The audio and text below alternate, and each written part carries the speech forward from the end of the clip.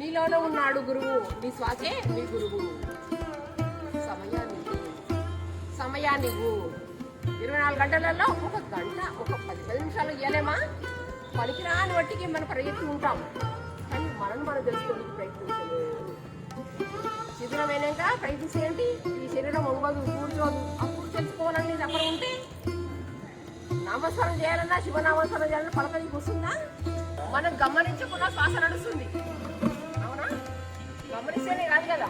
మనం పడుకుంటాం, శ్వాస అయిపోతుందా? అయిపోతే బ్రతుకుతామా మనం?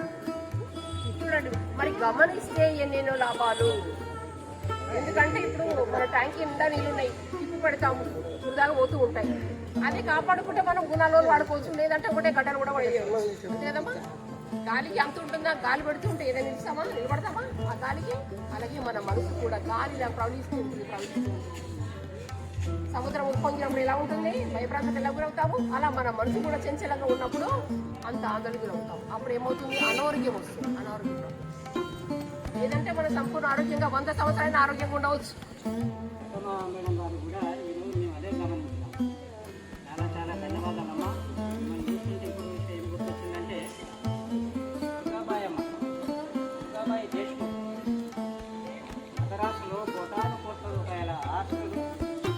విద్యానగర్లో కోటాను కోట్ల రూపాయల ఆస్తులు ఆమె ప్రజలకే ఇచ్చేసింది. అందరం కూడా వీలైనంత వరకు వారు లత గారు చెప్పినట్టు ధ్యానము అనేది చాలా ముఖ్యమైన అంశం. ఒక రోజులో ఒక మంచి పని కూడా. కాబట్టి ఆ ధ్యానం చేయడం వల్ల మనం దానికి ఖర్చు పెట్టేది ఏం లేదు, తిండి పెట్టేది ఏం లేదు. కాలుకు 5 నిమిషాలు ధ్యానం చేస్తే మన శరీరం బాగుంటుంది అనేది ఇంతవరకు మనకు వీలైనంత వరకు మనము ధ్యానం చేసుకుంటూ మన శరీరాన్ని మనం కాపాడుకుందాం, మన ఇంటిని మనం కాపాడుకుందాం అనేది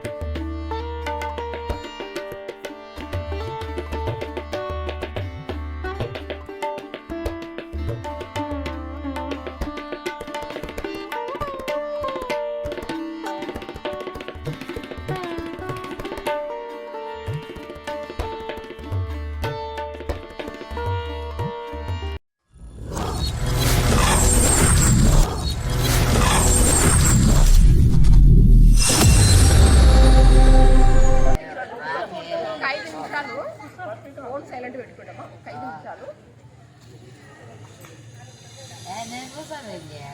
ఒక 5 నిమిషాలు అందరూ దయచేసి ఫోన్ సైలెంట్ పెట్టుకుంటాం. 5 నిమిషాలు ధ్యానం చేయాలి చెప్తాను నేను. ఫస్ట్ కూర్చోవాలి, కళ్ళు కూర్చుకొని అద్దాల్లో అద్దాలు తీసేయండి, ఏదాన్ని వేసి పెట్టండి ఇలా. ఒక 5 నిమిషాలు మాత్రం. ఎందుకంటే అది కూర్చుంటేనే తెలుస్తుంది, లేదంటే మన మనసు పరిసర విధానం ప్రయత్నిస్తూ ఉంటుంది. కాబట్టి కొద్దిసేపు దాన్ని కూర్చోబెడితే అసలు ఏంటి ధ్యానం ఏంటి, మనం ఏంటి, ఏం చేస్తామో దాంట్లో అవుతుందమ్మా. కళ్ళదల్లో తీసేయండి అమ్మా, అద్దాలు ధ్యానం ఎలా చేయాలి తర్వాత మీరు ఇండియాలో చేసుకోవచ్చు. అద్దాల్లో తీసేసి ఏలా వేసి పెట్టండి, ఇలా కళ్ళు 2 పోసుకోండి. నేను చెప్తూ ఉంటాను, మీరు కళ్ళు పోసుకోండి. ఓకే అన్నప్పుడు చేతులు వదిలిపెట్టేసి అరచేతులు ఒక 5 సెకండ్స్ పెట్టి నెమ్మదిగా తిరగాలి. కళ్ళు మూసుకుంటాం అందరూ కళ్ళు మూసుకుంటాం, మధ్యలో ఇవ్వట్లేదు. యథావిధిగా నడిచే శ్వాసని గమనిస్తాం. అందరు కళ్ళు మూసుకొని ఓకే 5 నిమిషాలు అంతే. ఏంటంటే కళ్ళు మూస్తేనే తెలుస్తుంది, అది కళ్ళు తెరిస్తే తెలియదు. కళ్ళు మూస్తే అసలు ఏం జరుగుతుంది, ఈ శ్వాస ఎలా నడుస్తుంది, ఎవరు నడిపిస్తున్నారని అర్థమవుతుంది. దయచేసి ఒక 5 నిమిషాలు మాత్రమేమో ముందు ఇబ్బంది ఉంటుంది. ఒకే ఒక 5 నిమిషాలు కళ్ళు మూసుకుందాం. యథావిధిగా నడిచే శ్వాసని గమనిద్దాం.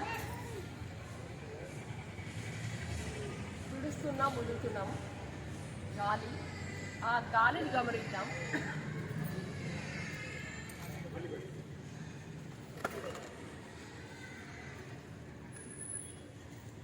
ధ్యానం అంటే శ్వాస మీద ధ్యాస.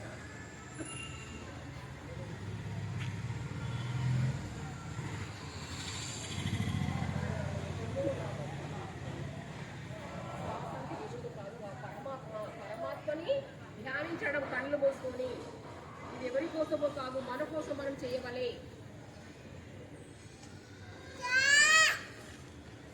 సహజ సిద్ధంగా నడిచే శ్వాసను గమనించాం. అసలు శ్వాస ఏంటనేది అర్థమవుతుంది.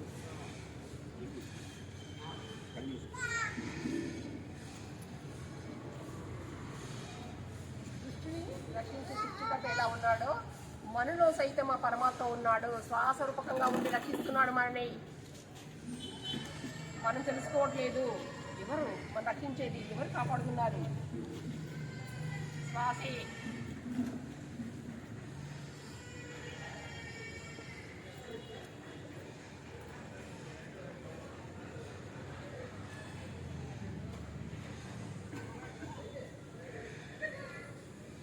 కేవలం శ్వాసని గమనిద్దాం. ఒక 5 నిమిషాలు మాత్రం చూడండి, అసలు ఎలా నడుస్తుందని అర్థమవుతుంది.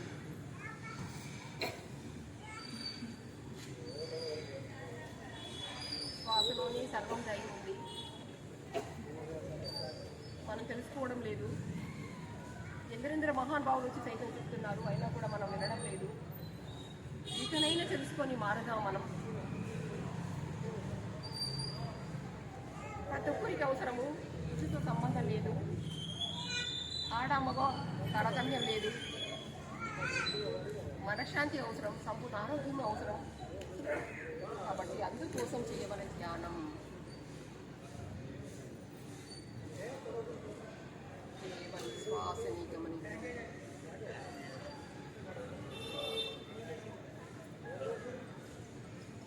గాలి ముసిపోయే గాలి, ఆ గాలి లేకుంటే జీవితమే లేదు.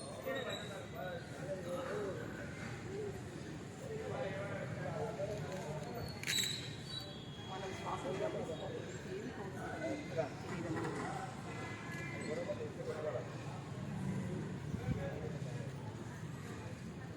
పక్కన ఏం జరిగినా మనకు అవసరం లేదు. కేవలం శ్వాసతో ఉండండి. శ్వాసను గమనించండి.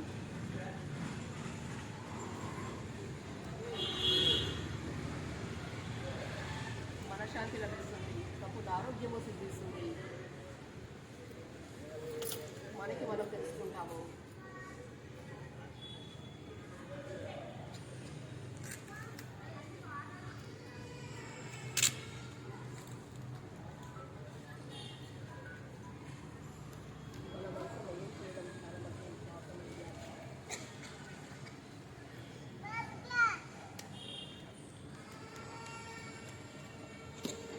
గమనిస్తున్నాము. శ్వాసను గమనిస్తుంది.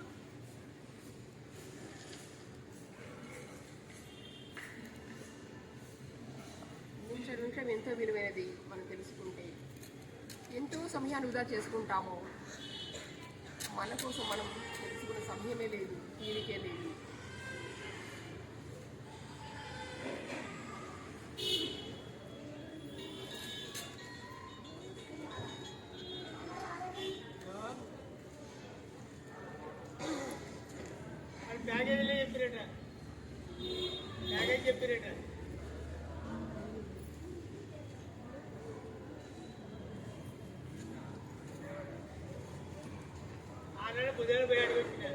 ఓకే అమ్మ, మీ 2 చేతులు తీసి 2 చేతులు కళ్ళపై పెట్టండి. 5, 4, 3, 2, 1. నెమ్మదిగా అరచేతులు తీసుకొని తెరవండి. అంతే. చేతులు సీతమ్మ ఒకసారి అమ్మాసనాలు ఇవ్వడానికి ఒకసారి కృతజ్ఞతలు. మనకు జ్ఞానాన్ని అంటున్న గురువులందరూ కూడా అందరూ ప్రార్థించండి. మన ధ్యానం నేర్పించిన గురువు గారికి, పరమ గురువులైన సుభాష్ పత్రిజీ గారికి అందరికీ నమస్కారాలు. ఆత్మ ప్రణామాలు. ధ్యానం అంటే గింతే. అర్థమైందమ్మా? ధ్యానం అంటే గింతే, ఏమీ లేదు. దానికి ఇబ్బంది పడాల్సిన అవసరమే లేదు. చదువుతో సంబంధమే లేదు. ఏ మంత్రము లేదు, ఏ తంత్రము లేదు. చదువు సంబంధమే లేదు. నువ్వు గమనించకుండా నడుస్తుంది శ్వాస. ఒక విషయం ఏంటమ్మా, దయచేసి ఒక 10 నిమిషాలు టైం ఇచ్చినట్టు మనం గమనించకుండా శ్వాస నడుస్తుంది. అవునా? గమనిస్తేనే కాదు కదా, మనం పడుకుంటాం, శ్వాస అయిపోతుందా? అయిపోతే బ్రతుకుతామా మనం? చూడండి, మరి గమనిస్తే ఎన్నెన్నో లాభాలు. ఎందుకంటే ఇప్పుడు మన ట్యాంక్ నిండా నీళ్ళు ఉన్నాయి, తిప్పి పెడతాము, వృధాగా పోతూ ఉంటాయి. అది కాపాడుకుంటే మనం గుణాలు వాడుకోవచ్చు, లేదంటే ఒకటే గడ్డలు కూడా పడేయచ్చు. అంతే కదమ్మా? కట్టేసుకుంటే నల్లని ఎప్పటికప్పటికి మనకు అవసరం ఉన్నప్పుడు వినియోగించుకుంటే అది ఎన్నో రోజులు 2-3 రోజుల వరకు వాడుకోవచ్చు. లేదంటే ఒకే రోజులో అయిపోయి ఆ టాప్ ఇప్పేసి పెట్టామనుకో ఖాళీ అవుతుంది. అలాగే మనము కూడా అంతే. మనకు ఆ పరమాత్మ నిద్రలో ఇస్తున్నాడు శక్తిని, దాన్ని ఖర్చు చేసుకుంటున్నాం మనం తెలిసి తెలియక. అనవసరమైన వాటి కోసం ఆలోచిస్తూ, పనికిరాని వాటి కోసం ఆలోచిస్తూ అసలు ఇప్పుడు నేను ఏం చేయాలి, నేను ఇలా ఉన్నాను, ఇప్పుడు నాకు వచ్చింది ఈ సమస్య అని నేను ఎలా ఎదుర్కోవాలి, దానికి పరిష్కారం ఆలోచించగానే నాకు జరిగిపోయింది, నాకు ఇదయింది, నాకు అదయింది అని మన నోటితో మనమే అని దాన్ని పెంచుకుంటున్నాం, ఎక్కువ చేసుకుంటున్నాం మనం. నాకు ఈ భారం అయింది, నాకు ఈ నొప్పి అయింది, ఇది వచ్చింది, అది వచ్చింది అని. అవునా కదమ్మా? అయితే అలా ఏమవుతుంది? ఖర్చు అవుతుంది, శక్తి ఖర్చు అవుతుంది. అదే ధ్యానం చేస్తూ ఉంటే ఏమవుతుందంటే ప్రశాంతత ఏర్పడుతుంది, మనశ్శాంతి, శరీరం తేలిక, ఆరోగ్యము. మనకి ఇంకేం కావాలి? మనశ్శాంతిని మించింది మరొకటి ఉందా? అన్నిటికీ మూలం మనసే. ఆ మనసు ఒకటి ప్రశాంతంగా ఉందనుకో అన్నీ వశం అవుతాయి, మనకి ప్రతి ఒక్కటి అర్థమవుతుంది.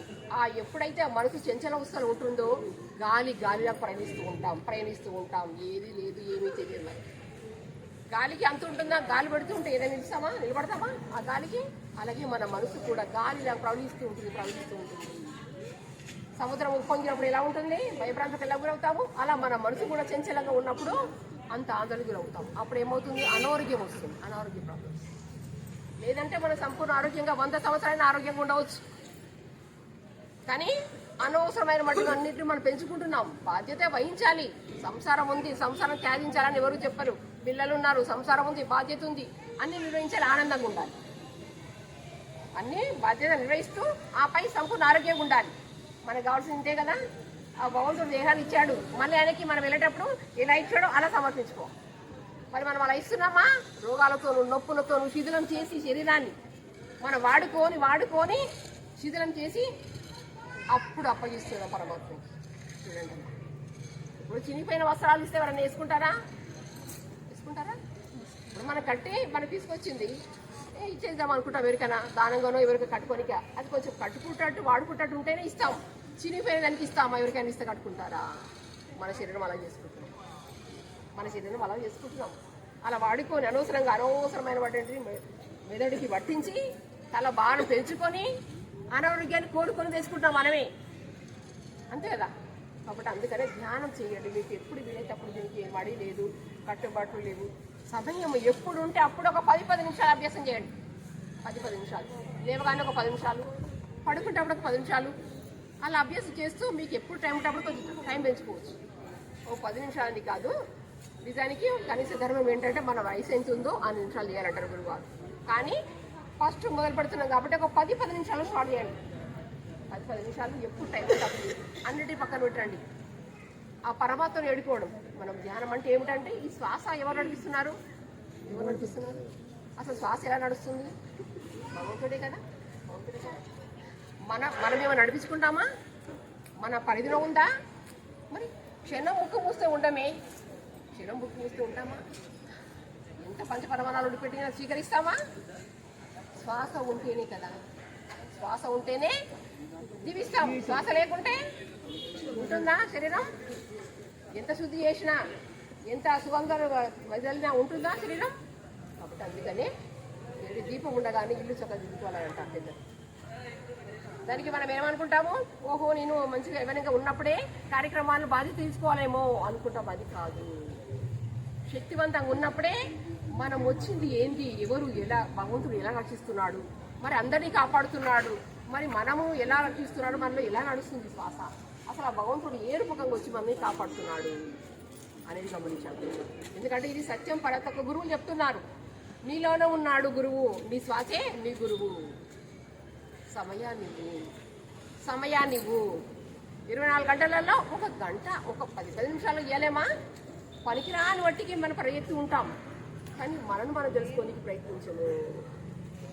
శిథిలమైనాక ప్రయత్నిస్తే ఏంటి? ఈ శరీరం వంగదు, కూర్చోదు. అప్పుడు తెలుసుకోవాలని తప్పన ఉంటే నామస్మరణ చేయాలన్నా శివనామస్మరణ చేయాలన్నా పలక నీకు వస్తుందా? అన్ని అవయవాలు సక్రమంగా ఉన్నప్పుడే ఆ భగవంతుని తెలుసుకొని ప్రయత్నించవాలి. కాబట్టి మనకు వచ్చినప్పుడు ఆ అవకాశం వినియోగించుకోండి. లేదంటే మన ఇంటి దగ్గర దేవాలయంగా ఉన్న ఆ గుడికి వెళ్ళండి, ఒక 10 నిమిషాలు కూర్చోండి, కళ్ళు మూసుకొని నడిచి శ్వాసను గమనిద్దాం. అంతే. ఈ శ్వాస అంటే పరమాత్మనే. మనం తెలిసి తెలియక ఎన్నెన్నో పొరపాట్లు చేస్తాము. అది ధ్యానములు దగ్గర అవుతుంది. ఎందుకంటే పరమాత్మను వేడుకుంటున్నాం. మనం ఏమనుకుంటాం, బయట చేసేది నిజమైన పూజ అనుకుంటాం, అది మనసుతో వ్యవహరిస్తున్నాం. అక్కడ భగవంతుడిచ్చిని సమర్పిస్తున్నాం. ఫలాలు పంచపరమాణాలు ఎవరిస్తున్నారు? అది భగవంతుడిచ్చిని భగవంతుడికి ఇస్తున్నాం. మరి మనమేమి ఇస్తున్నాం? మనకి ఇంత పెద్ద దేహాన్ని, ఇంత అందమైన దేహాన్ని ఇచ్చి మనసుని, బుద్ధిని, జ్ఞానాన్ని ఇచ్చాడ పరమాత్మ. మనం ఏమి ఇస్తున్నాము? ఏమని ఇస్తున్నామా? ఆయన ఇచ్చిన ఆయనకే ఇస్తున్నాం. కానీ మనం అంటూ మనం ఏమి ఇస్తున్నాం చెప్పండి? ఏం ఇవ్వాలి? మనము మనసును సమర్పించాలి, ఇందులో నిలుపుకోవాలి. ఆ పరమాత్మని పైన చెప్పిస్తున్నాం, పైన స్తోత్రాలు పఠిస్తున్నాం కాదు. త్రికరణ శుద్ధిగా మనం మనసును సమర్పించాలి. ఎలా అంటే శివుని ఆజ్ఞ లేనిది చీమైనా కుట్టదు, అది అందరికీ తెలిసిన విషయమే. మరి మనలో జరుగుతున్నాయి ఏంటి? మన సంసారపరంగా గందరగోళాలు కావచ్చు, కష్ట నష్టాలే కావచ్చు, సుఖ దుఃఖాలే కావచ్చు, వాటికి కారణం ఎవరు? మనమే. ఆ భగవంతు ఆజ్ఞ లేనిది ఏదైనా జరుగుతుందా? కాబట్టి ఆ భగవంతుని వేడుకుంటే అన్నీ పట్టపంచం చేస్తాడు. మనమేమంటాం? మనమే పట్టుకుంటాం. నాకు ఇంత కష్టం వచ్చింది, నాకు ఇంత బరువు వచ్చింది, నాకు ఇంత బాధ్యత, బాధ, దుఃఖము అని మనంతలో మనమే పట్టుకుంటాం. కానీ వదిలేయాలి. ఆ భగవంతుడు ఉండగా నాకేంటి, నువ్వు ఉండగా నాకేంటి తండ్రి, నేను నీకు అంకితమయ్యా, నువ్వు చూసుకో. ఇక అలానే మొత్తం వదిలేసి కూర్చోవద్దు. మన బాధ్యత మనం నిర్వహిస్తూ ఆపై భగవంతుడి మీద వేయాలి భారం. ఫలితం ఆశించకుండా చేయాలి మనం. అలా అయితే సంపూర్ణ ఆరోగ్యము, ఆనందము, మనశ్శాంతి ఏంటి నిత్యలత్వం ఏర్పడుతుంది. అప్పుడు బాధ ఎందుకు ఉంటుంది, దుఃఖం ఎందుకు ఉంటుంది అర్థమవుతుంది. ఎవరు బాధ పెట్టినా వాళ్ళు ఏమంటాము? తెలుస్తాం. అరే తెలియకంటున్నారులే, పోనీ లేదు, వాళ్ళు తెలియకంటున్నారు, పోనీ వదిలేద్దాం, క్షమిద్దాం. మనకు తెలుస్తుంది కదా, తప్పు ఒప్పు మనకు అర్థమవుతుంది. అర్థమైనప్పుడు ఎదురు వ్యక్తిని ఏం చేస్తాం? క్షమిస్తాం, పోనీ అనేసి అలా అర్థం చేసుకుంటాం. లేదంటే మాట పెరుగుతుంది, నువ్వెంత నేనెంత అంటే దూరం పెరుగుతుంది. అదే ప్రేమగా కలుపుకోవాలనుకుంటే దగ్గర అవుతారు. అంటే ఒక మాటనే, అంటే మాటనే కదా అమ్మ అంటే అందరి దగ్గర అవుతారు. ఏంటి నీకేందంటే దూరం అవుతారు. నోటి మాట శుద్ధి చేసుకుంటే అందరూ మనిషి ఎంతకు ప్రేమగా పలకరించాలని భగవంతుడు ఏం కోరడమ్మా? ప్రేమగా ఎదుటి వ్యక్తిని ప్రేమించు, కరుణతో, దయతో. ఈర్ష, కోపము, అసూయ, ద్వేషము ఇవి దూరం పెట్టాలి. వాటన్నిటినీ తొలగించుకోవాలి. ప్రేమ తత్వంతో ఉండాలి, ఎదుటి వ్యక్తిని ప్రేమించాలి. ధ్యానం చేస్తే ఇవన్నీ వస్తాయి. కాబట్టి ప్రతి ఒక్కరూ మీకు టైం ఉన్నప్పుడల్లా, సమయం ఉన్నప్పుడల్లా లేవగానే ఒక 10 నిమిషాలు, పడుకున్నప్పుడు ఒక 10 నిమిషాలు అభ్యాసం చేసుకోండి. తప్పనిసరిగా మీకు తెలుస్తుంది. అది చేస్తేనే తెలుస్తుంది. మేమందరం పొందాము, దానివల్ల లాభం ఏంటి, నష్టం ఏంటి అన్నీ పొందాము. మృత్యువు చివరి వారికి పోయి వచ్చాము, మృత్యువుని జయించాము ధ్యానం వల్ల. ఎక్కడ ఏమి లేదు, ఎక్కడ పరిగెత్తినా ఏమి లేదు, మనలోనే ఉన్నది సర్వస్వం. ఎందుకంటే ఇప్పుడు ఒక విషయము, కష్టం వచ్చినప్పుడు మనకు చాలా కష్టం వచ్చింది, ఆ టైంకి మనకి ఏమో కావాలి, తప్పిస్తూ ఉంటాం. ఎవరైనా సహాయం చేయడు. ఒక చిన్న విషయం ఏంటమ్మా, ఎవరైనా సహాయం చేయడు. ఆ టైంకి ఎవరన్నా పరిగెత్తుకు వచ్చి మనకు సహకరిస్తే వాళ్ళు ఏమంటామమ్మా? మరి దేవుడు ఎక్కడ ఉన్నాడు, ఎక్కడికి వెళ్ళొచ్చుండు? అర్థమైంది కదా? దేవుడు మనుష్య రూపేణ మానవ రూపంలో ఉన్నాడు కదా. అంటే మనమే ఆపదలు ఆదుకుంటే దేవుడు అంటాం. తర్వాత కాడ మనం మనసుతో వివరిస్తున్నాం కాబట్టి అట్లా. కాబట్టి ఆపదలు ఆదుకున్న వాళ్ళ దేవుడు ఎట్లయితేమో మనం కూడా ఆ గుణాలను అభ్యాసం చేసుకుంటే మనం ఆ స్థాయికి వస్తాం. అమ్మ దయచేసి అందరూ కూడా ఒక 10 నిమిషాలు చేయాలి ప్రతిరోజు. ఈరోజు మరి మనకు అవకాశం ఇచ్చినందుకు కాబట్టి వాళ్ళందరికీ కూడా మనకు చాలా ధన్యవాదాలు. ఎందుకంటే ఆటమాట విషయం కాదు, జ్ఞానం అనేది మన చెంతకు రావాలడం మామూలు విషయం కాదు. ఎన్నో జన్మలు చేసుకున్న పుణ్యఫలం అయితేనే మన చెంతకు వస్తుంది. ధ్యానం అనే విషయం మన చెవిలో పడుతుందంటే ఈ మహానుభావుల వల్లనే వీరికి ఇంకెక్కడికి. ఓకే అమ్మ, మరి ఇంతటితో నేను వినిపిస్తున్నాను. మనకు అవకాశం ఇచ్చినందుకు, మీ అందరికీ సమయం ఇచ్చి విన్నందుకు మీ అందరికీ కూడా ధన్యవాదాలు, కృతజ్ఞతలు. Thank you.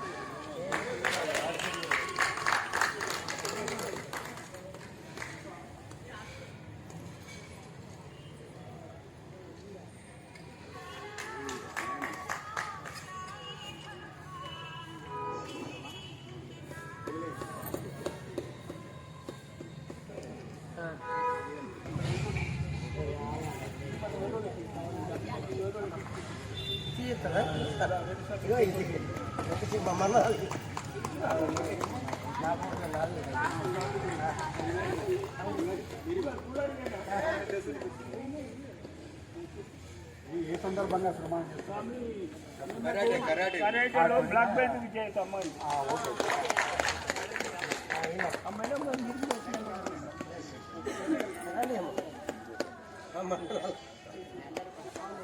ఒక నిమిషం మీరు ఇచ్చినాక మళ్ళీ మౌన్ వస్తుంది వీరికి. నేను డూప్లికేట్ కొట్టు పెట్టాను.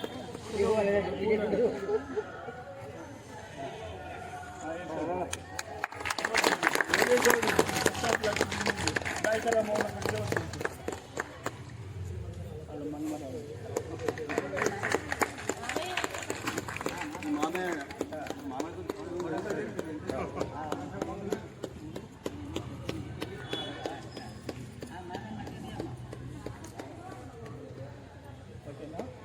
ఇప్పుడు ముఖ్య అతిథి మనకు 2 సందేశాలు ఇస్తాడని కోరుతున్నారు దర్శన్ గారిని.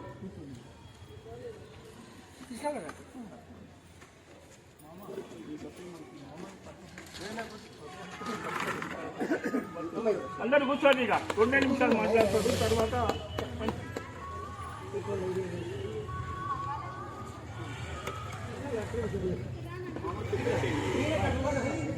2 నిమిషాలు మాట్లాడతారు. మోహన్ భాయ్ నువ్వు వాడికి ఓపిక కాదు.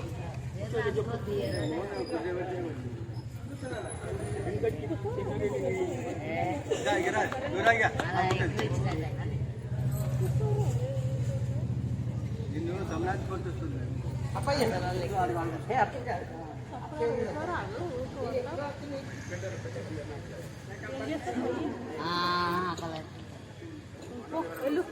మిత్రులారా, అందరికీ నమస్కారం. ముఖ్యంగా స్నేహభారతి ఈ సంస్థను స్థాపించి దాదాపు 40 సంవత్సరాలు. ఈ సంవత్సరాలకు శాశ్వత అధ్యక్షులు టిఎన్ దాస్ గౌడ్ గారు. టిఎన్ దాస్ గౌడ్ గారు అంటే 40 సంవత్సరాల నుంచి ఆయన దగ్గర ఆర్థిక వనరులు లేకున్నా ఇతరులను బతిమలాడి సంఘ సేవ చేద్దామనే ఉద్దేశంతో దీన్ని స్థాపించింది. ఈ రోజులలో సంఘాలను కానీ ఇటువంటి సంస్థలను కానీ స్థాపించడం అంటే ఏదో మనం ఆశించి ఏదో సంపాదించుకోవడానికేనే ఆశయంతో కొంతమంది ఉండేవి. కానీ అట్లా కాదు. ఆయా డబ్బులు ఖర్చు పెట్టుకుంటూ వీరులను బతిమలాడి డబ్బులు తీసుకొచ్చి ఇటువంటి సంఘ కార్యక్రమాలు, సేవా కార్యక్రమాలు చేసుకుంటూ 40 సంవత్సరాలు సేవ చేసే వ్యక్తి నేను నిజంగా ధనుడు. ఇంత మంచి వ్యక్తి ఆయత్న ఉన్నందుకు కూడా మనమందరం కూడా గర్వపడాల్సిన అవసరం ఉంది. ఎందుకంటే కొంతమంది మిత్రులు మా మిత్రులే, నువ్వు ఇక ఫలానా పేరు మీద నీ భార్య పేరు మీద, అమ్మ పేరు మీద, నాయన పేరు మీద ఇవ్వండి, సేవ చేద్దాం అని అంటే నీకేం పని లేదా, ఇటువంటివి చేస్తారా అనేది. అంటే సంఘ సేవ చేసే వ్యక్తిని ఇవ్వకపోగా ఇంకా నిరాశపరిచే పనులు మనం చేస్తుంటాం ఎప్పుడు కూడా. అన్నిటికీ ఆటుపోట్లను తట్టుకొని ఈరోజు 40 సంవత్సరాలు ఈ సంఘం ద్వారా సేవ చేసే వ్యక్తి మన దాస్ గౌడ్ గారు. మరి నిజంగా ఆయన ఎంత సన్మానం చేసిన తక్కువని, ఎంత ప్రశంసించినా తక్కువే. ఆయన కూడా అసిస్టెంట్ సెక్రటరీలో పనిచేసి పదవీ విరమణ చేసి ఈ సేవా సంస్థను స్థాపించాడు. దీని ద్వారా ఎన్నో సేవా కార్యక్రమాలు చేశాడు. కానీ సేవ అనేది పదము కొంతమందికే తెలుసు, సమాజంలో అందరికీ తెలియదు. ఆ సేవ తెలిసిన వ్యక్తికి దాస్ తెలుసు ఎక్కడ ఎవరు అనేది. కాబట్టి ఇప్పుడు లత గారు చెప్పారు ధ్యానం గురించి. ధ్యానం అంటే ఏంది? ఒక మనిషి జీవితంలో ఆటుపోట్లు వస్తుంటాయి. కోపము, ఆవేశము, బాధ, సుఖము, దుఃఖము ఇవన్నీ కూడా మానవుని ద్వారానే వస్తుంటాయి.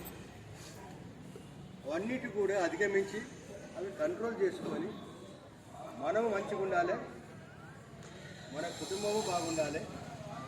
అవన్నీ ఎట్లా బాగుంటాయి అంటే ఇప్పుడు జరిగే కొన్ని ఆటుపోట్లన్నీ కూడా తట్టుకొని మనం కంట్రోల్ చేసుకొని ధ్యానం చేస్తే అది కొంత ప్రశాంతత దొరుకుతుందనేది వారి అభిప్రాయం. కాబట్టి మనం అందరం కూడా వీలైనంత వరకు వారు లత గారు చెప్పినట్టు ధ్యానము అనేది చాలా ముఖ్యమైన అంశం. ఒక రోజులో ఒక మంచి పని కూడా. కాబట్టి ఆ ధ్యానం చేయడం వల్ల మనం దానికి ఖర్చు పెట్టేది ఏం లేదు, తిండి పెట్టేది ఏం లేదు. కాలుకు 5 నిమిషాలు ధ్యానం చేస్తే మన శరీరం బాగుంటుంది అనేది ఆమె ఇంతవరకు మనకు ఉపదేశించిన మాట. కాబట్టి వీలైనంత వరకు మనము ధ్యానం చేసుకుంటూ మన శరీరాన్ని మనం కాపాడుకుందాం, మన ఇంటిని మనం కాపాడుకుందాం అనేది మన అందరూ ఉద్దేశించాం. ఇకపోతే మా సీనియర్ సిటిజన్ ఇది మన ఎవరో కల్చరల్ సెక్రటరీ సాంస్కృతిక కార్యదర్శి అని సుధం కేశవులు గారు. సుధం కేశవులు గారు ఇక్కడ మన కే సమావేశం హైదరాబాద్లో జరిగినా కానీ ప్రార్థనా గీతం పాడే వ్యక్తిగా అందరికీ పరిచయం. దానికి తోడు ఒక మంచి ఉత్సాహికుడు. అన్నమయ్య గీతాలు కానీ, ప్రార్థనా గీతాలు కానీ, లేకపోతే సంఘ సేవా కార్యక్రమాలు కానీ అన్నింటిలో పాల్గొని ఒక మంచి కార్యక్రమాలు పాల్గొందాం, వీలైనంత వరకు సేవ చేద్దామనే ఉద్దేశంతో మరి ఆయన జీవితం అంతా గడుపుతున్నాడు. టెలిఫోన్స్లో పనిచేసి అటువంటి వ్యక్తి మా సీనియర్ సిటిజన్ సంఘంలో కూడా సాంస్కృతిక కార్యదర్శిగా ఉన్నందుకు కూడా మేమంతా గర్వపడుతున్నాం కేశవులు గారిని చూసి. అలాగే మనము మన మానవ జీవితంలో గరీబులు, బీదవాళ్ళు కానీ, ధనికులు కానీ, ఎవరైనా కానీ వీలైనంత వరకు ఎదుటి మనిషికి సహాయం చేసే గుణం అయితే కావాలి. అది పైసా కావచ్చు, 2 పైసలు కావచ్చు, లేదా మాట ద్వారా అయితే మనం ఏం అనం కదా, పైసలు ఖర్చు కావు కదా. ఒక వ్యక్తికి అధైర్యపడి ఏడుస్తుంటే నువ్వు ఏడో ఒక బిడ్డ, ఇంకా మేమంతా బస్తీలో ఉన్నాం, మీరు మంచిగా ఉండరు అది అని ఒక ధైర్యం. అది ఒక మనిషికి ఇంకో మనిషి ఆసరా. ఇటువంటి కార్యక్రమాలు మనం చేసుకుంటూ పోతే సమాజంలో బాగుంటుంది. వీలైనంత వరకు ఒకరి మీద ఒకరు మనం విమర్శించకుండా ఏమైనా కానీ ప్రతి విషయం కూడా పాజిటివ్గా మనము స్వీకరించాలి, మంచి స్వీకరించాలి, నెగటివ్గా స్వీకరించకూడదు. మనమందరం కూడా నెగటివ్ అంటే అన్ని చెడుకే వస్తాయి. మనం చెడు ఆలోచనలే వస్తాయి, చెడు పనులే చేస్తాం మనమంతా. వీలైనంత వరకు మనం పొద్దున్న లేస్తేనే ఒక మంచి పనం చేయాలి, ఒకరికి సహాయం చేయాలి, అందరూ బాగుండాలి అనే ఒక మైండ్ తోటి మనమంతా ఆలోచిస్తే అన్ని పనులు కూడా చాలా బాగైంది. కాబట్టి ఇక్కడ అందరూ పెద్దవాళ్ళు ఉన్నారు, అందరూ అర్థం చేసుకునే వాళ్ళు ఉన్నారు. ఈరోజు దాస్ గారు ఈ బ్లాంకెట్ను కూడా పంచే కార్యక్రమం చేసింది. దానికి కూడా డోనర్ చాలామంది ఉన్నారు, కొంతమంది ఉన్నారు. వాళ్ళ ఇంటికి తిరిగి వాళ్ళని ఒప్పించి ఈ బ్లాంకెట్ల ప్రధానం అనేది కార్యక్రమం ఈరోజు పెట్టింది.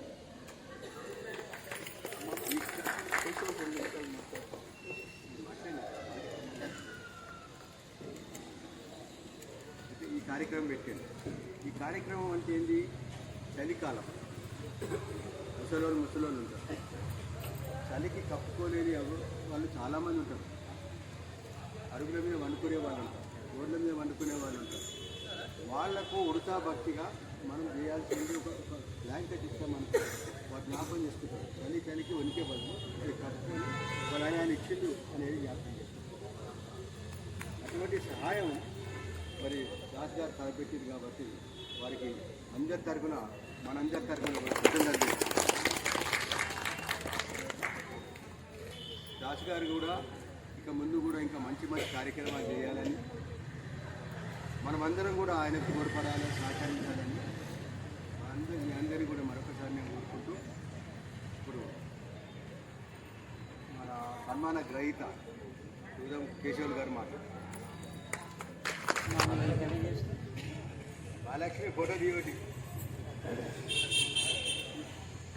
ఇవాళ చాలా సంతోషమైనటువంటి రోజు. అందరూ రావాలి.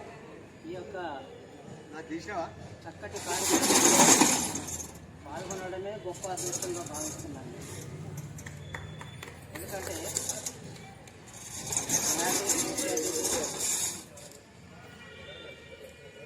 చిన్ననాటి నుంచి కూడా వారి కుటుంబంలో నేను ఒక సభ్యునిగా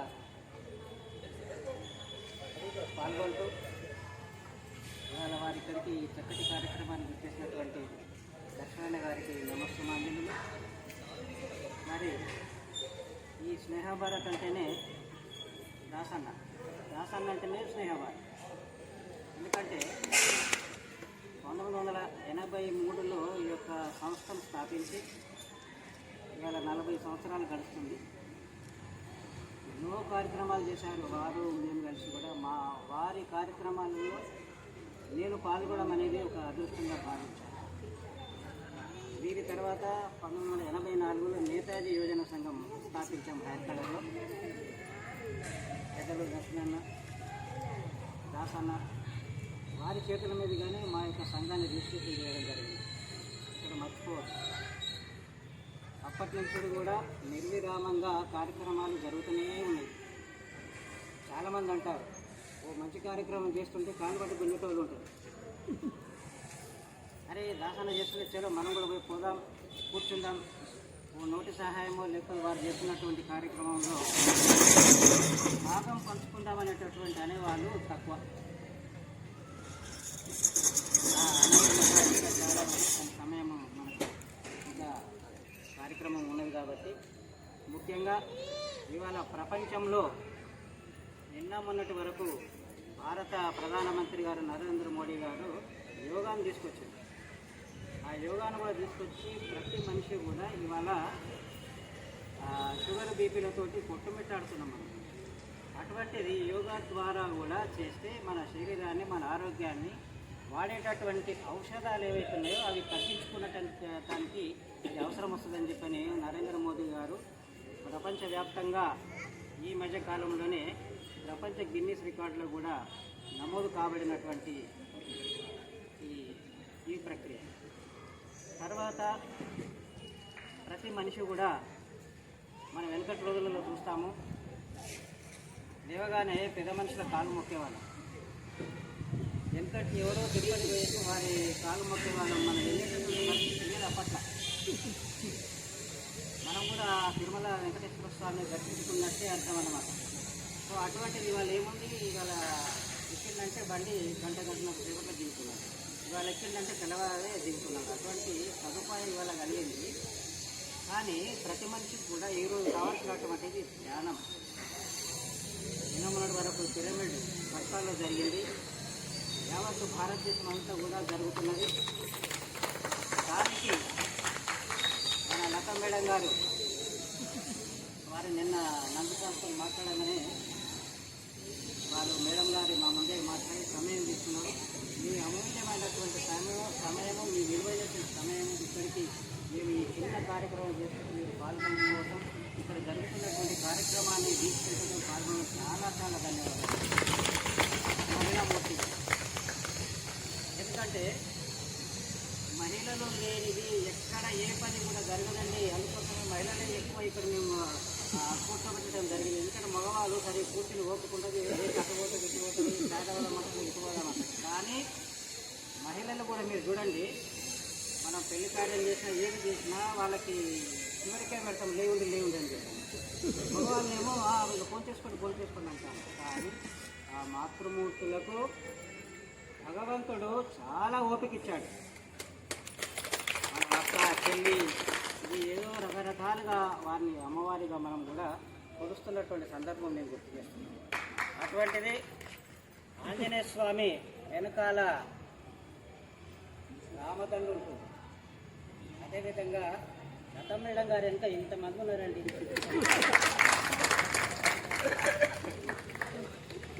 ఈ యొక్క హృదయం, మంచి హృదయం మనిషిని మనం మీరు మాకంటే మీరు ఎక్కువ వంటలు చేసేటువంటి వాళ్ళు, రుచికరమైనటువంటి వంటలు చేసేటువంటి వారు నేను తిన్నాను. అటువంటిది అన్నం మనం మొత్తం ఉడికిన తర్వాత అంతా మనం ఏమి అలాగే లతమ్మ మేడం గారు కూడా ఈరోజు మేము అదే గమనించినాము. చాలా చాలా ధన్యవాదాలమ్మా. మిమ్మల్ని చూస్తుంటే ఇంకొక విషయం ఏం గుర్తొచ్చిందంటే,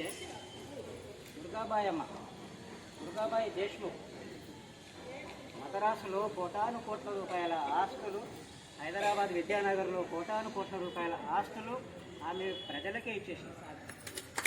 చాలా చాలా గొప్ప దేశభక్తురాలు, స్వాతంత్ర సమరయోధురాలు. ఆ మధ్యలో వారు పరమపదించడం జరిగింది. వారు చేసినటువంటి కార్యక్రమాలు ఆదర్శం, భారతదేశానికి ఆదర్శం, ఆంధ్రదేశానికి ఆదర్శం, తెలంగాణకు ఆదర్శం. ఇక్కడ వారు ఆసుపత్రి కట్టించి మహిళలకు ఉచితంగా వారు సేవలు అందిస్తున్నటువంటి సందర్భంలో ఇవాళ మరి ఎంతోమందిని ఆమె ఎదిరించినటువంటి సమయం ఇవాళ గుర్తు చేయక తప్పదు. 1942లో రాజమండ్రిలో, కాకినాడలో క్విట్ ఇండియా మూమెంట్ 1942లో ఉద్యమం జరుగుతున్నది. ఆ ఉద్యమంలో అక్కడ ఒక వేదిక ఏర్పాటు చేసి ఒక సమావేశం ఏర్పాటు చేస్తుంది. అందులో ఎగ్జిబిషన్ పెట్టడం జరిగింది. ఎగ్జిబిషన్ పెట్టడం జరిగితే ఆమె వయసు 12 నుంచి 13 సంవత్సరాలు. ఆమెను ఎక్కడ పెట్టారయ్యా అంటే గేటు దగ్గర పెట్టిండు. అయ్యా ఎవరు వచ్చినా కూడా డబ్బులు తీసుకోవాలి, ఎగ్జిబిషన్కి పంపించాలి. అప్పుడు ఎవరెవరు వచ్చారు? మహాత్మా గాంధీ గారు, నెహ్రూ గారు, సర్దార్ వల్లభాయ్ పటేల్ గారు, లాలా లజపత్ రాయ్ గారు, బాలగంగాధర్ తిలక్ గారు, ఇలాంటి మహానుభావులు వస్తే అక్కడ ఉన్నటువంటి అయ్యో ఆమె దుర్గమ్మ ఆలోచించినట్ట మహానుభావులు ఎవరైనా ఏమి లేదు, మీరు రావాల్సిందే డబ్బులు అంటే అటువంటి దేశభక్తురాలిని వారు గుర్తించి అమ్మ నీవు ఈ ఉద్యమంలో నువ్వు పాల్గొనాలంటే సార్ నేను ఆల్రెడీ మీ వెంబడి నేను వస్తున్నానని చెప్పని ఆమె నడుము బిగించి వచ్చినటువంటి సందర్భంలో మీ మహిళామూర్తులు కాబట్టి అటువంటి మహామూర్తులు ఉన్నారు కాబట్టి ఇవాళ మీరందరూ ఇలా ఉన్నాం. మనము చాలా చక్కటి ఈ సమావేశం దాసన్న గారికి మరీ మీరు ఎవరేమనుకున్నా మీరు వెనుకేం పోవద్దు, మీకు అలవాటు అయిపోయింది, మీరు ముందుకే పోతుండాలి. జయమ్ము నిశ్చయమ్మురా భయమ్ము లేదురా జంకు గొంకు లేక ముందు సాగిపోమ్మా. జయమ్ము నిశ్చయమ్మురా భయమ్ము లేదురా జంకు గొంకు లేక ముందు సాగిపో అన్నా, నువ్వు సాగిపో అన్నా, దాసన్న సాగిపో అన్నా, దాసన్న సాగిపో అన్నా. చాలా చాలా ధన్యవాదాలు. ఎప్పటికుంటాం అయ్యో చాలా చాలా ధన్యవాదాలు దాసన్న. దర్శనం మీ అందరికి కూడా చాలా చాలా ఇక్కడ విశేషాలు మీ అందరికీ కూడా పేరు పేరున్న నమస్కారాలు తెలియజేస్తూ తదుపరి కార్యక్రమాన్ని వెంటనే, ఎందుకంటే చాలా క్రితం అవుతుంది. అందరూ అట్లే కూర్చొని ఒకరొకరి లైన్ పిలిచి ఎవరు పేరు పిలిచినా కదండి దయచేసి అందరు కూర్చొని ఎవరి స్థానంలో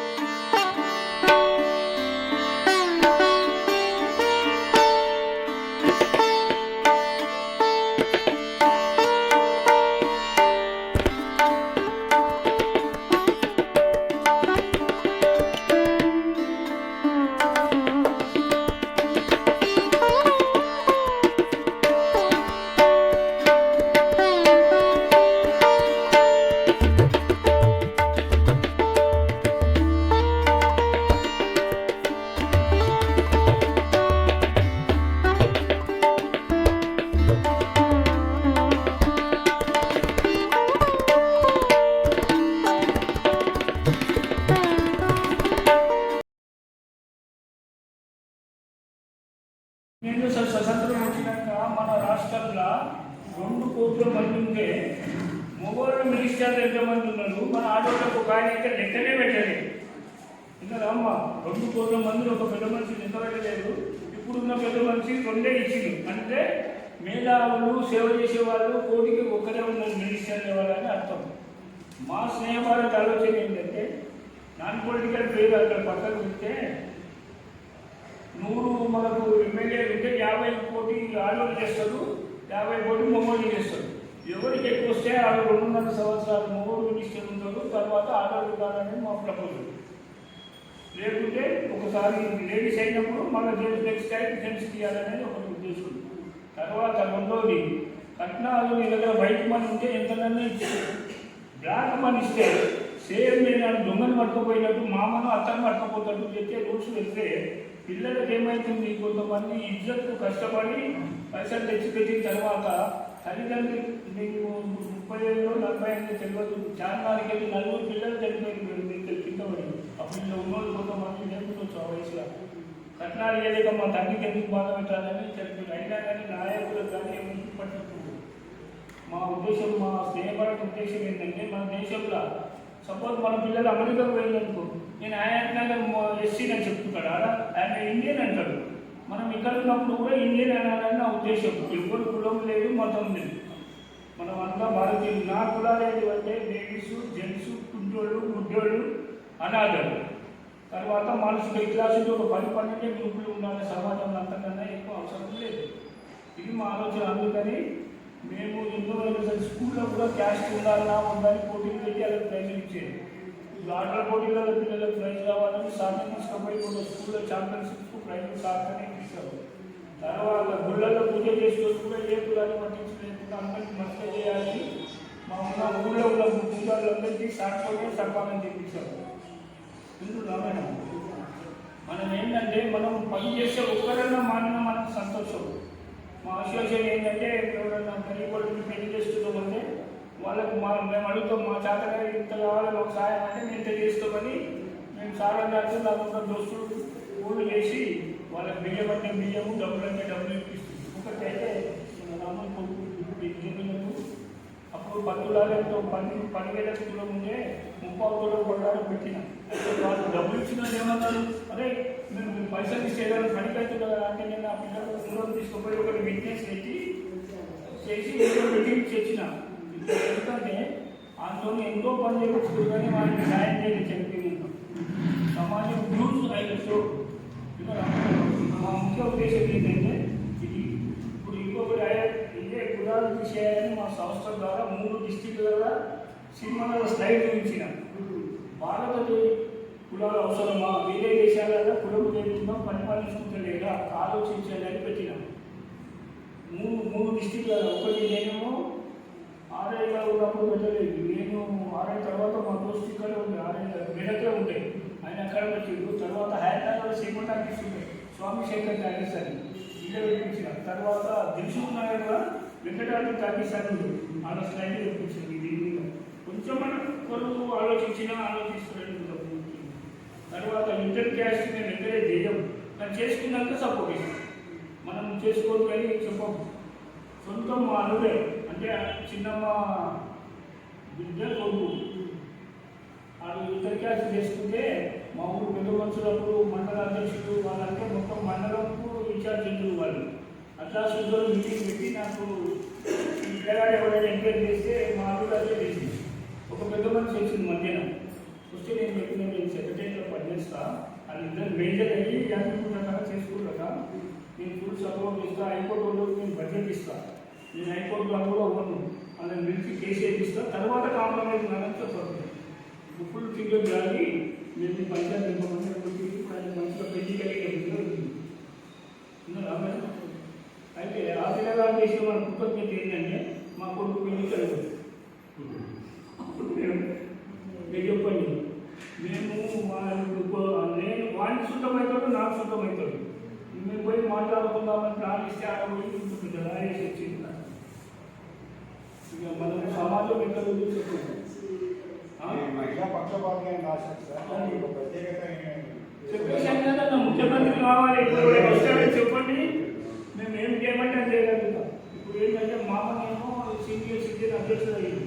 నేను అనేది కొంచెం భాగం తీసుకొని పెన్షన్ అసోసియేషన్ పెట్టి ఉపాధ్యక్షుడు తిరిగి దానికేమో వర్కింగ్ ప్రెసిడెంట్ కావాలని చూస్తున్నాం. మండలం వల్ల డివిజన్లను పెట్టి ఇలా రేవంత్ రెడ్డి మా మీద అనుమానం కొని ఏమంటుందంటే నేను డబ్బులు ఇవ్వను కానీ పోషణ నేను ఇలాంటి ఇప్పుడు ఏంటంటే మంచిగా ఇస్తున్నప్పుడు గొప్ప కాదు, రానప్పుడే మనం కొట్లాలు తీసుకోవాలని నా ఉద్దేశం. స్వతంత్రం రాకముందు గాంధీ పోరాడినట్టు మనం ఏంటంటే ప్రతి సపోర్టింగ్ పెన్షన్ అంటే ఆలోచన వస్తుంది. ప్రతి నెల 3వ శుక్రవారం నాడు అందరూ మౌనంగా పోయి మెమరాండం ఇవ్వాలి కలెక్టర్కు, మేము మొత్తం రాష్ట్రం మొత్తం. అంటే మనం పట్టుకోవద్దు, వచ్చే ఎలక్షన్ల కల్లా 6 మిలియన్ కొట్లాలు తీసుకోవాలని నా ఉద్దేశం. ఒక్కొక్కరికి 10 నుంచి 20,000 దాకా లాభం వస్తుంది. ఎందుకు ఇష్టపెట్టాలి ఏంటంటే 60 ఏళ్ళ తర్వాత ఎవరు ఎప్పుడు తెలియదు. ఇప్పటిదాకా బతికే చాలా గ్రేట్. అయినా కానీ వాళ్ళు మాత్రం లక్షలు 1000 కోట్లు సంపాదిస్తారు కానీ ఎంప్లాయీస్ వచ్చే వరకు మొక్క మాకు తగ్గుతుంది. అది మా ఉద్దేశం. నా రాజకీయ ఆలోచన ఏంటంటే మా పెన్షన్ అందరికీ పెన్షన్ ఇప్పించాలని దాని గురించి ఏం చేశారంటే మనం రాలే ఆ సార్ పిల్లలే వెళ్ళి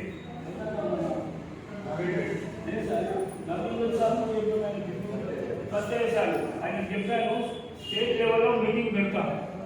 మొట్టమొదటి నా అభిప్రాయం చెప్తా, దాన్ని కాకుండా ఎవరైనా చెప్పినా తీసుకుందామని నా ఉద్దేశం. ఏమంటే కంట్రిబ్యూషన్ మీదే మీటింగ్ పెట్టాలని ఇప్పుడు మనం ఒకరు పెట్టించుకున్నాం అంటే చెప్పాల్సింది లేదు. అందుకని ఒక్కొక్క డిస్ట్రిక్ట్ నుంచి 10 మందిని కెపాసిటీ మెయింటైన్ చేస్తామా ఇంకే పని ఆలోచించి సెంట్రల్ నుంచి పెడితే నేను ఒకసారి మన నిరసన తెలియజేస్తుంటే ఆ పొగ రాస్తుంది. మనం మీకు ఇంకా 2 ఏళ్ళ మీద ఉన్నది ఎలక్షన్, 2 ఏళ్ళ దగ్గరికి వచ్చిన దాకా చాలా సైలెంట్గా బుద్ధిమంతులు ఎక్కువ, తర్వాత బస్ట్ అయ్యారు. ఎవరు వేయలేరు, ఎందుకు ఎక్కరు, మా టికెట్ ఇచ్చినారు కానీ ఎందుకు తిరుగుతాము. ఇప్పుడు దిగితే నువ్వేమో దిగినట్టు పోలీసు లీడర్స్ పట్టుకుంటుంది, చూసి ఏడ్చిపోతాం కానీ ఏం చేయలేదు. పోలీసులకు పవర్ ఉంటుంది. సమయాన్ని మళ్ళీ ఇక్కడ వయోవృద్ధుల సంక్షేమ సంఘానికి ఇచ్చేసినటువంటి మీ అందరికీ కూడా మరొకసారి స్వాగతం సుస్వాగతం తెలియజేస్తూ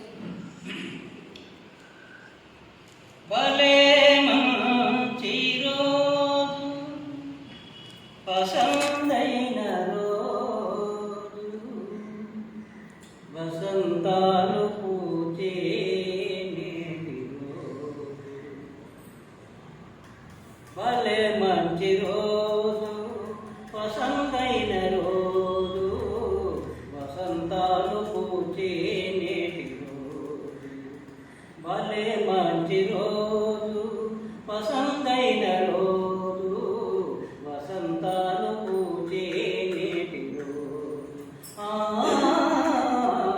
వసంతాలు పూచే నేటి రోజు గుండెలోని కోరికలన్నీ పువ్వులుగా ఎగిసిన రోజు గుండెలోని కోరికలన్నీ పువ్వులుగా ఎగిసిన రోజు గువ్వలైన కోరికలే కూటిలోన చేరిన రోజు నింగిలోని అందాలన్నీ సన్నజాజులై విరిసిన రోజు భలే మంచి రోజు పసందైన రోజు వసంతాలు పూచే నేటి రోజు వసంతాలు పూచే నేటి రోజు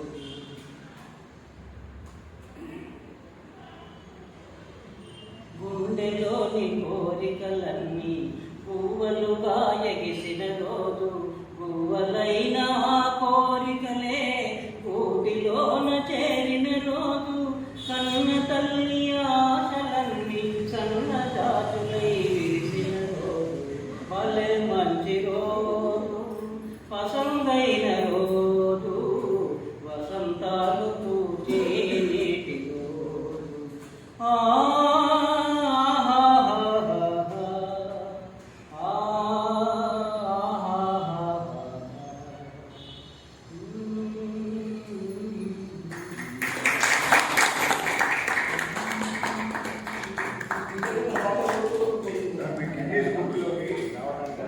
ఇక్కడ రావాలి. అయ్యప్ప గుడిలో భోజనాలు ఇవ్వాలని లభిస్తున్నా. మీరందరూ కూడా అతిథిగా వస్తే నేను సంతోషపడతాను.